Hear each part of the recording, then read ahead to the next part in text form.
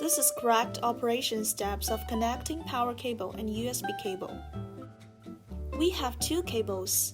The first one is with power connector and triangle plug. Another cable with USB connector for printer and USB connector for computer. Plug the USB cable into a computer and a printer.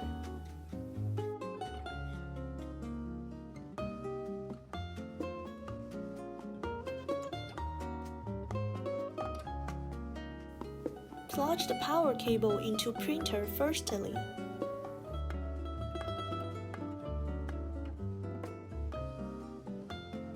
And then plug triangle plug into socket secondly. Now the printer installation was done. If you have any other questions, please contact us with phone number, email, or Facebook website.